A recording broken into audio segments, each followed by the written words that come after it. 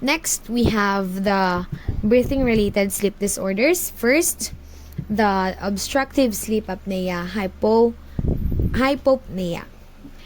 In the more common obstructive type, the chest heaves as the sleeper tries to inhale, but tissues in the mouth and pharynx prevent the normal flow of air. The struggle can rage for up to 2 minutes, culminating in an extraordinarily loud snore. All of this may be inapparent to the patient, but a bed partner is usually well aware. Most patients experience far more than 30 of these episodes per night. For its diagnostic criteria, either one or two, evidence by polysomnography of at least 5 obstructive apneas or hypopneas per hour of sleep and either one of the following sleep symptoms. Nocturnal breathing disturbances such as snoring, snorting or gasping, or breathing pauses during sleep. Daytime sleepiness, including fatigue or unrefreshing sleep despite sufficient opportunities to sleep that is not better explained by another mental disorder, including a sleep disorder, and is not attributed to another medical condition. Evidence by polysomnography of 15 or more obstructive apnea and or hypopneas per hour of sleep regardless the accompanying symptoms. We should also specify the current severity if either mild, moderate, or severe. For mild, it should be fewer than 15, moderate 15 to 30, and severe 30 or more than 30. For each score or essential features, a patient complains of daytime sleepiness that results from nighttime breathing problems. They are often long and pauses in breathing, followed by loud snores or snorts, and polysomnography reveals obstructive apneas and hypopneas. Apnea refers to the total absence of airflow, and hypopnea refers to the reduction of airflow. For its prevalence, it affects at least 1% to 2% of children, 2 to 15% of middle-aged adults, and more than 20% of older individuals. Gender differences decline in older age, possibly because of an increased prevalence in females after menopause. For its development and course, there is a peak in children 3 to 8 years old. As obesity prevalence increases in midlife and females enter menopause, obstructive sleep apnea, hypopnea again increases. The disorder may level off after age of 65 years. Usually has an insidious onset, gradual progression, and persistent course. They commonly manifest among individuals ages 40 to 60 years old. Differential diagnosis for primary snoring and other sleep disorder. Individuals with obstructive sleep apnea, hypopnea must be differentiated from individuals with primary snoring.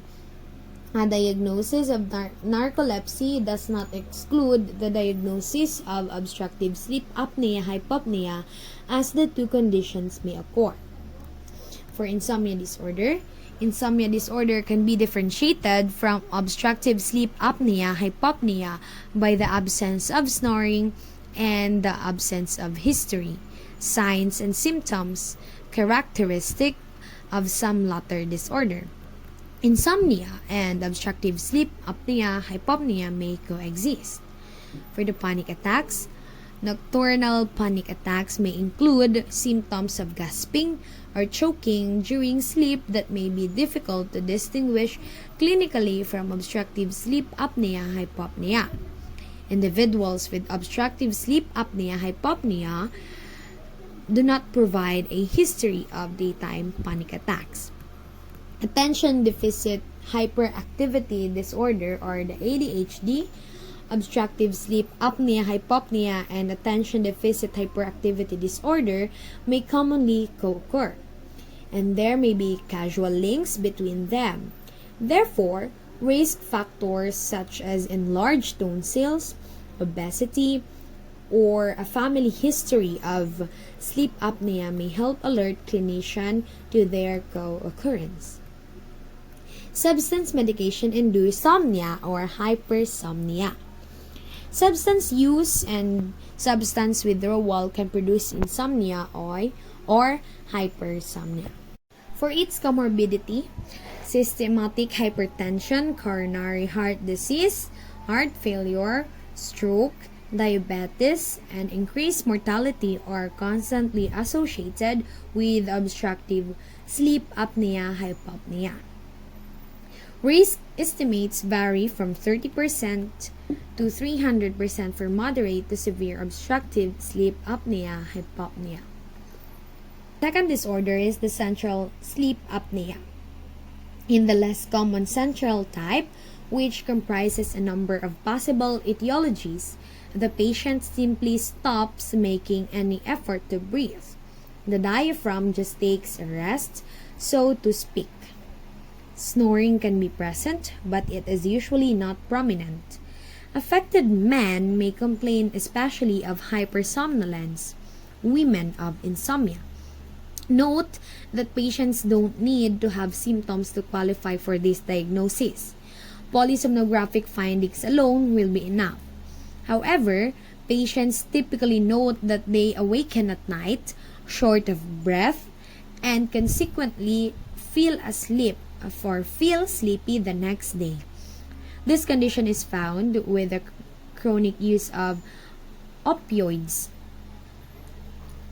or with severe neurological or medical illnesses or disorders you are unlikely to encounter outside critical care ward.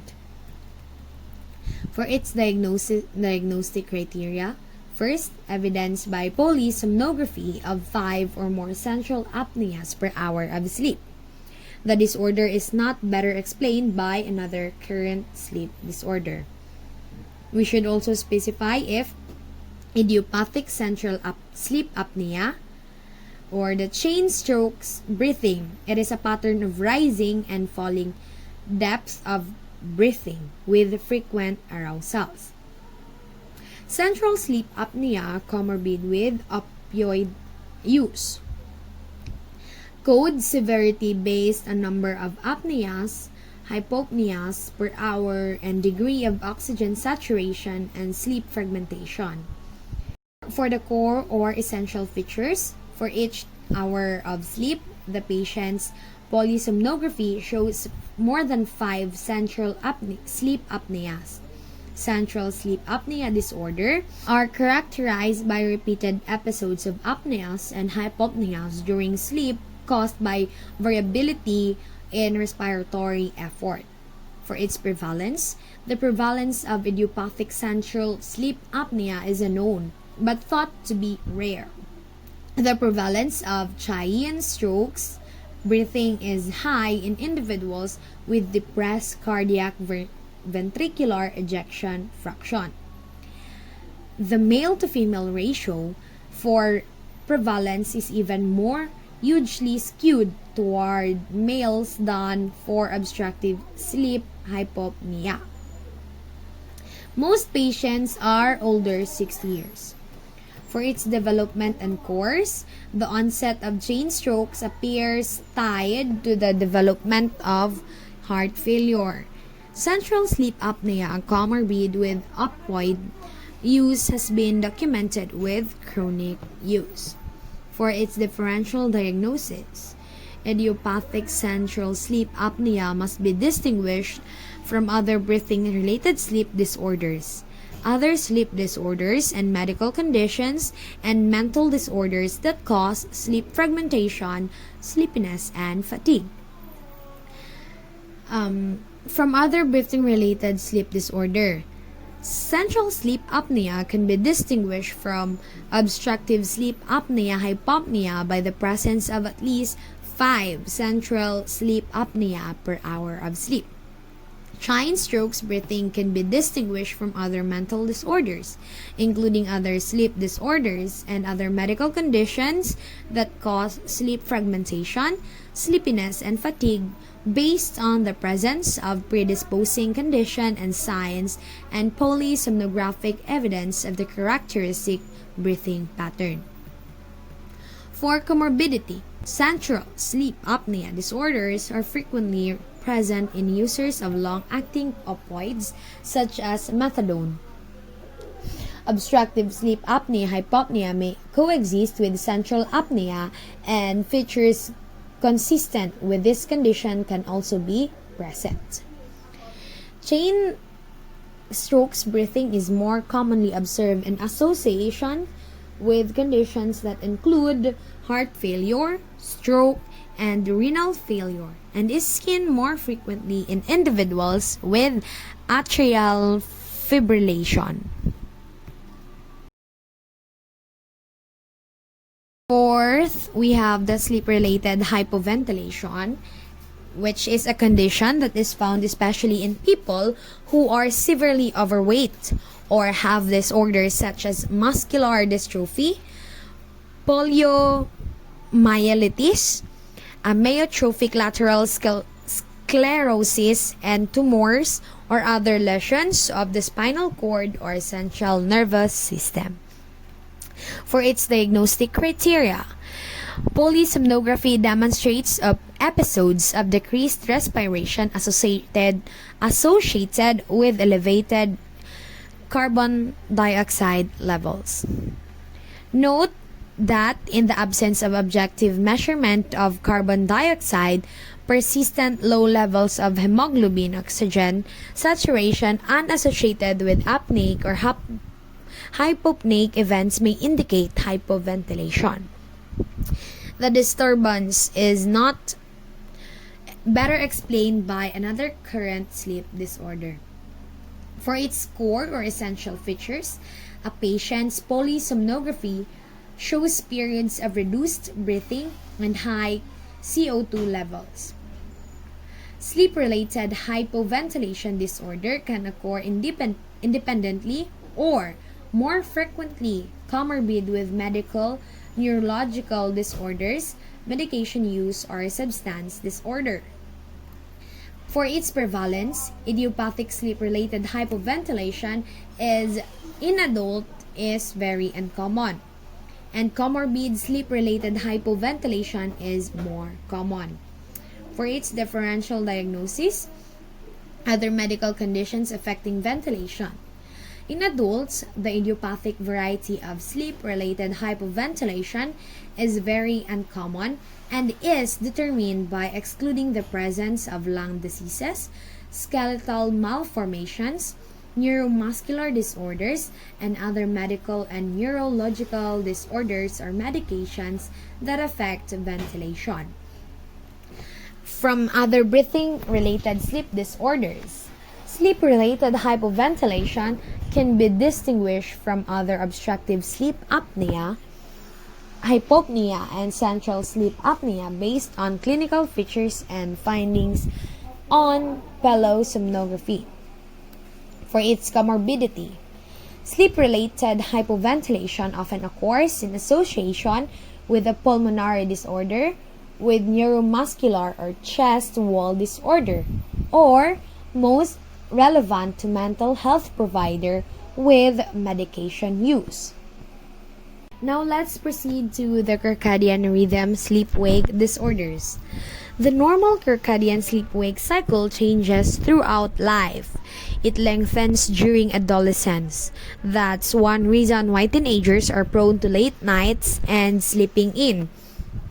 It shortens again in old age, causing older people to fall asleep in the evening while reading or watching television and making both shift work and jet lag harder on them.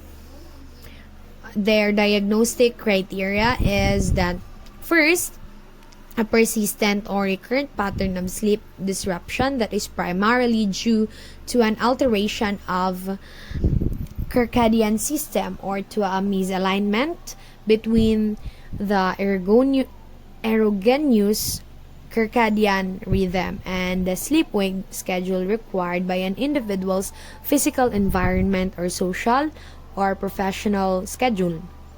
The sleep disruption leads to excessive sleepiness or insomnia or both. Third, the sleep disturbance causes clinically significant distress or impairment in social, occupational, and other important areas of functioning. We should also specify if it is a delayed sleep phase type where the patient has trouble falling asleep and awakening on time. Maybe advanced sleep phase type where the patient has trouble remaining awake until the desired bedtime and awakens before time to arise. Also, irregular sleep-wake type, which patients sleep and wake periods vary irregularly throughout in 24-hour period. And also a non-24-hour sleep-wake type, where times of sleep, onset, and wakefulness are not trained to the 24-hour period and each day gradually drifts, usually later. Also a shift work type because of the night shift work or frequently changing job shifts during the main sleep period, the patient experiences hypersomnia during the major period of wakefulness or insomnia or both. And another is unspecified type. We should also specify if it is familial, where applies to both delayed and advanced sleep phase types. And another one is the overlapping with non-24-hour sleep-wake types, where it is applied to delayed type. We should also note its coding note. Episodic, persistent, and recurrent. Duration of episodic is between 1 to 3 months, and a shorter duration insomnia disorder would actually have to be coded as other specified insomnia disorder. Persistent, it has a duration of more than 3 months, and recurrent if more than 2 episodes in 1 year. Core or essential functions are features of its core or essential features, delayed sleep phase type, based on primarily history of a delay in the timing of the major sleep period, more than 2 hours, relation to the desired sleep and wake up time, resulting in symptoms of insomnia and excessive sleepiness. Advanced sleep phase type, characterized by sleep-wake times that are several hours earlier than desired or conventional times. Irregular sleep-wake type, characterized by a lack of discernible sleep-wake circadian rhythm. A non-24-hour sleep-wake type, the diagnosis is based primarily on a history of symptoms of insomnia, excessive sleepiness, related to the abnormal synchronization between the 24-hour light-dark cycle and the endogenous circadian rhythm. For the shift work type, diagnosis is primarily based on a history of individual working outside the normal 8 a.m. to 6 p.m. daytime window on a regularly scheduled basis. For its prevalence, delayed sleep phase type, it is approximately 0.17% in general population but appears to be greater than 7% in adolescents. A family history of delayed sleep phase is present in individuals with delayed sleep phase type. For the advanced sleep phase type, estimated prevalence is approximately 1% in the middle-aged adults. For the irregular sleep-wake type, prevalence in general population is unknown. And moreover, in non-24-hour sleep-wake type, prevalence in general population is unclear and appears to be rare in sighted individuals. Also, the prevalence in blind individuals is estimated to be 50%. For the shift work type, It is estimated to affect 5 to 10% of the night worker population, that is 16 to 20% of the workforce. For its development and course, for the delayed sleep phase type, the symptoms begin to typically in adolescence and early adulthood and persistent for several months to years before diagnosis is established. Severity may also decrease with age. For the advanced sleep phase type, the onset is usually in late adulthood. In the familial form, onset can be earlier. Irregular sleep-wake type, age at onset is variable, but disorder is more common in older adult. For the shift work type, it can appear in individuals of any age, but is more prevalent in individuals older than 50 years, and typically worsens with the passage of time if the disruptive work hours persist. For its differential diagnosis, delayed sleep phase type against or from the normative variations in sleep. It must be distinguished from abnormal sleep patterns in which an individual has a late schedule that does not cause personal, social, or occupational distress. So there are people who have their own schedule of sleeping where they are sleeping late, yet it is not affecting their personal, social, and occupational functioning. From other sleep disorders, insomnia disorder and other circadian rhythm sleep-wake disorders should be included in the differential. For the advanced sleep phase type, other sleep disorders, behavioral factors such as irregular sleep schedules, voluntary early awakening, and exposure to light in the early morning should be considered, particularly in older adults. For the depressive and bipolar disorders, early morning awakening, fatigue, and sleepiness are prominent features of major depressive disorder. Depressive and bipolar disorders must also be considered.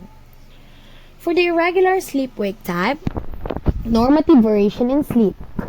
Irregular sleep-wake type should be distinguished from a voluntary irregular sleep-wake schedule and poor sleep hygiene, which can result in insomnia and excessive sleepiness.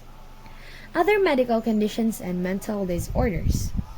Other causes of insomnia and daytime sleepiness, including comorbid medical conditions and mental disorders or medications, should be considered. For the non-24-hour sleep-wake type, circadian rhythm sleep-wake disorders in sighted individuals for non-24-hour sleep-wake type should be differentiated from delayed sleep phase type, as individuals with delayed sleep phase type may display a similar progressive delay in sleep period. Depressive disorders, the symptoms and depressive disorders may result in similar circadian dysregulation and symptoms.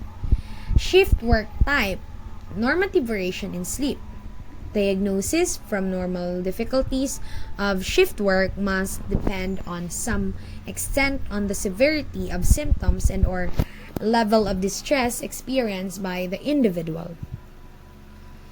For the comorbidity, delayed sleep phase type, strongly associated with depression, personality disorder, and somatic symptoms disorders or illness anxiety disorder.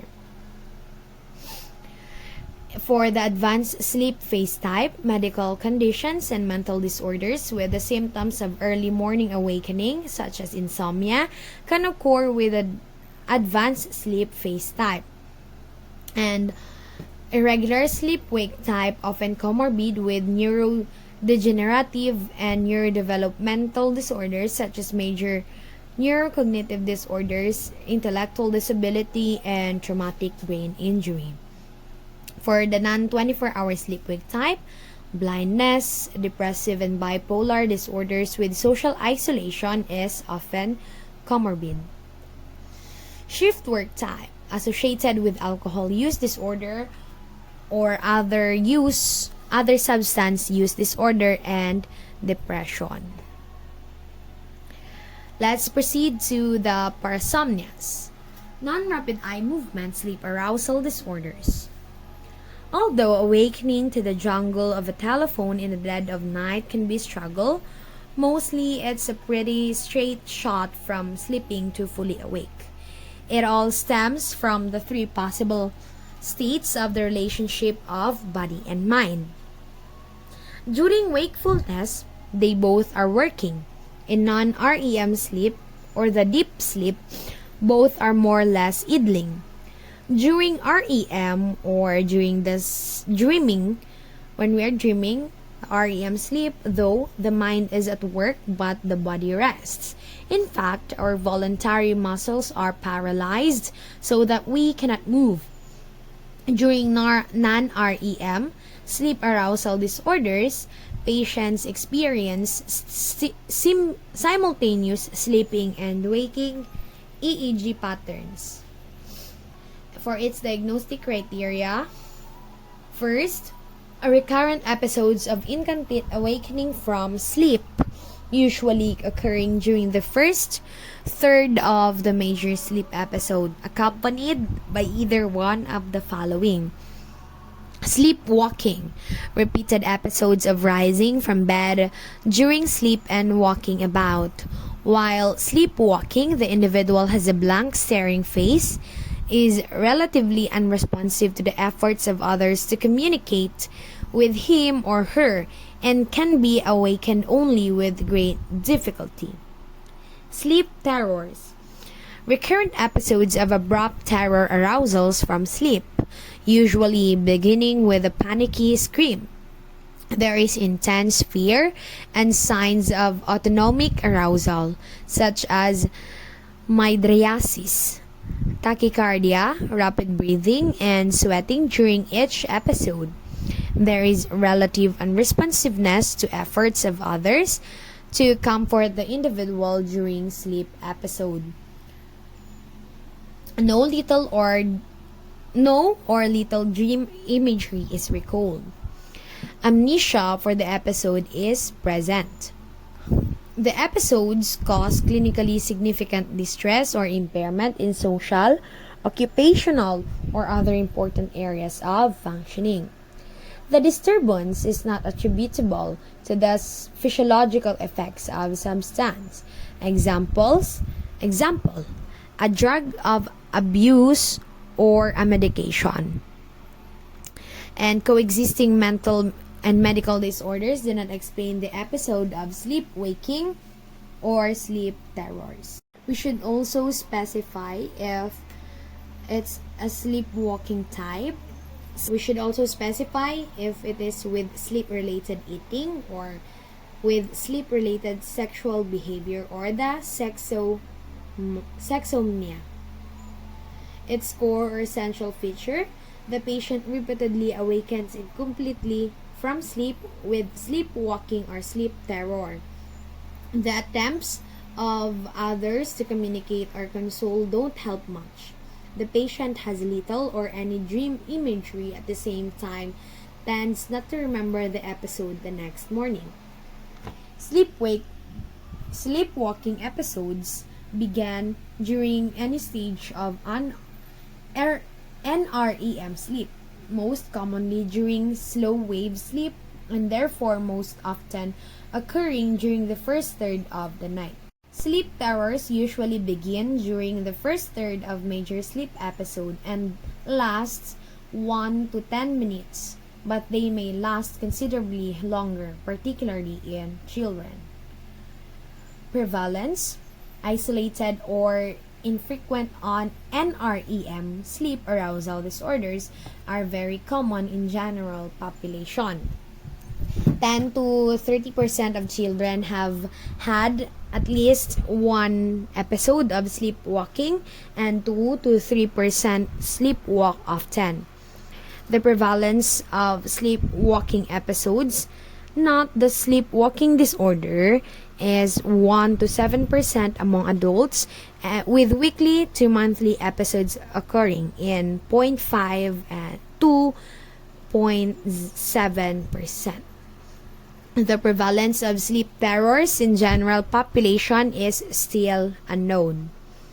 For the developmental and course, occur most commonly in childhood and diminish in frequency with increasing age. The onset of sleepwalking in adults with no prior history of sleepwalking as children should not prompt a search for specific etiologies such as obstructive sleep apnea, nocturnal seizures, or effects of medication. For its differential diagnosis, from nightmare disorder, NREM, sleep arousal disorders occur during NREM sleep, whereas nightmares usually occur during REM sleep. From breathing-related disorders, breathing disorders during sleep can produce confusional arousals with subsequent amnesia. Breathing-related sleep disorders are also characterized by characteristic symptoms of snoring, breathing pauses, and daytime sleepiness. In some individuals, a breathing-related sleep disorder may precipitate episodes of sleepwalking. REM sleep behavior disorder. In contrast to NREM sleep arousal disorders, REM sleep behavior disorders occurs during REM sleep. Individuals with REM sleep behavior disorder awaken easily and report more detailed and vivid dream content than do individuals with NREM sleep arousal disorders. They often reported that they act out of dreams. Parasomnia overlap syndrome. Parasomnia overlap syndrome consists of clinical and polysomnographic features of both sleepwalking and REM sleep behavior disorder. Sleep-related seizures. Nocturnal seizures may closely mimic NREM sleep arousal disorders but tend to be more stereotypic in nature, occur multiple times nightly, and be more likely to occur from daytime naps. The presence of sleep-related seizures does not preclude the presence of NREM sleep arousal disorders. Sleep-related seizures should be classified as a form of epilepsy. In alcohol-induced blackouts, they may be associated with extremely complex behaviors in the absence of other suggestions of intoxication. They do not involve the loss of consciousness, but rather reflect an isolated disruption of memory for events during a drinking episode. Dissociative amnesia and dissociative fugue. Dissociative fugue may be extremely difficult to distinguish from sleepwalking. Unlike all other parasomnias, it arises from a period of wakefulness during sleep, rather than precipitously from sleep with intervening wakefulness. For the malingering or other voluntary behavior occurring during wakefulness. As with dissociative fugue, malingering or other voluntary behavior occurring during wakefulness arises from wakefulness. Panic disorder may also cause abrupt awakenings from deep NREM sleep accompanied by fearfulness, but these episodes produce rapid and complete awakening without the confusion, amnesia, or motor activity typical of an NREM sleep arousal disorders. For medication-induced complex behaviors similar to those in NREM sleep arousal disorders can be induced by use of or period and may be extremely complex. Behaviors similar to those in NREM sleep arousal disorders can be induced by use of or withdrawal from substances or medications. Such behaviors may arise from the sleep period and may be extremely complex. Night eating syndrome. the sleep-related eating disorder form as sleepwalking is to be differentiated from night eating syndrome, in which there is a delay in the circadian rhythm of food ingestion and an association with insomnia and or depression. For its comorbidity in adults, there is an association between sleepwalking and major depressive episodes and obsessive compulsive disorder. Um, Children or adults with sleep terrors may have elevated scores for depression and anxiety on personality inventories. For the nightmare disorders, the last topic for my report, nightmares develop during REM sleep, most of which occurs toward the end of the night. They can be increased by withdrawal from REM suppressing substances. These include antidepressants, barbiturates, and alcohol. Although some degree of rapid heartbeat is common, people with nightmares generally have fewer symptoms of sympathetic nervous system arousal than do sufferers from the sleep terror type of non-REM sleep arousal disorder. For its diagnostic criteria, first, repeated occurrences of extended, extremely dysphoric, and well-remembered dreams that usually involve efforts to avoid threats to survival, security, or physical integrity, and that generally occur during the second half of the major sleep episode.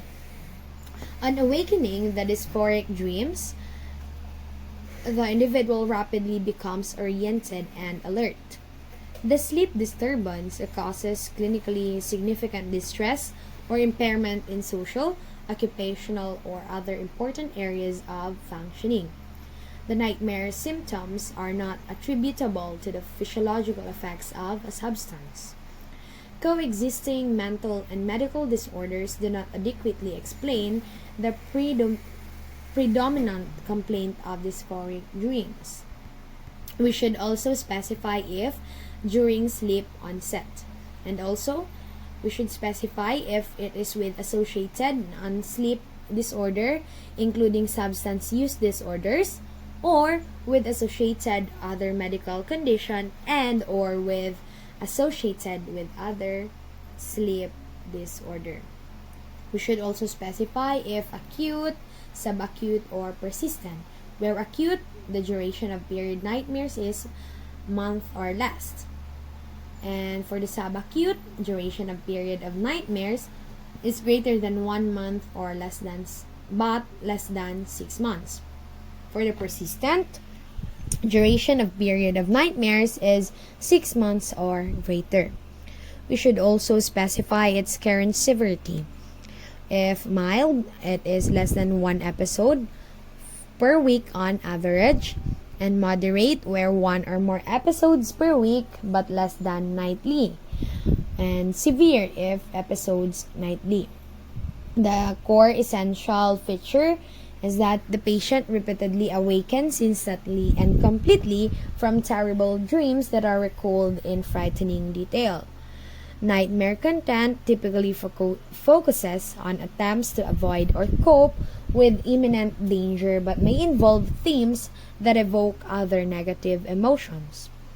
Nightmares occurring after traumatic experiences may replicate the threatening situations, or also known as the replicative nightmares, but most do not. If nightmares occur during sleep onset REM period or the hypnagogic, the dysphoric emotion is frequently accompanied by a sense of being both awake and unable to move voluntarily, or the isolated sleep paralysis. For its prevalence of nightmares increases through childhood into adolescence. Prevalence increases from ages 10 to 13 for both males and females, but continues to increase to ages 20 to 29 for females while decreasing for males, when it can be twice as high for females as for males. Among adults, prevalence of nightmares at least monthly is 6%, whereas prevalence for frequent nightmares is 1 to 2%. For its development and course, nightmares often begin between ages 3 and 6 but reach a peak prevalence and severity in late adolescence or early adulthood. Most likely appear in children exposed to acute or chronic psychosocial stressors and thus may not resolve spontaneously. For its differential diagnosis, sleep terror disorder, both nightmare disorder and sleep terror disorder include awakenings or partial awakenings with fearfulness and autonomic activation, but two disorders are differentiable. REM sleep behavior disorder. The presence of complex motor activity during frightening dreams should prompt further evaluation for REM sleep behavior disorder, which occurs more typically among late middle-aged males and, unlike nightmare disorder, is associated with often violent dream enactments and a history of nocturnal injuries. Bereavement. Dysphoric dreams may occur during bereavement, but typically involve loss and sadness and are followed by self-reflection and insight rather than distress on awakening. Narcolepsy. Nightmares are a frequent complaint in narcolepsy, but the presence of excessive sleepiness and cataplexy differentiates this condition from nightmare disorder. For the nocturnal seizures, seizures may rarely manifest as nightmares and should be evaluated with polysomnography and continuous video electroencephalography. Breathing-related sleep disorders can lead to awakenings with autonomic arousal, but these are not usually accompanied by a recall of nightmares. And for the panic disorder, attacks arising during sleep can produce abrupt awakenings with autonomic arousal and fearfulness. But nightmares are typically not reported and symptoms are similar to panic attacks arising during wakefulness. Sleep-related dissociative disorders. Individuals may recall actual physical or emotional trauma as a dream during electroencephalography documented awakenings. For medication or substance abuse, withdrawal of REM sleep suppressant medications and alcohol can produce REM sleep rebound accompanied by nightmares. If nightmares are sufficiently severe to warrant independent clinical attention, a diagnosis of substance medication-induced sleep disorder should be considered. For its comorbidity, nightmares may be comorbid with several medical conditions, including the coronary heart disease, cancer, Parkinsonism, and pain, and can accompany medical treatments such as hemodialysis or withdrawal from medications or substances of abuse. Nightmares frequently are comorbid with other mental disorders including PTSD, insomnia disorder, schizophrenia, psychosis, mood, anxiety, adjustment, and personality disorders, and grief during bereavement. So that's the end of my report. I hope you learned something from me, and if you have questions, please don't hesitate to raise it. I am very willing to answer your questions. Thank you so much and have a good day ahead.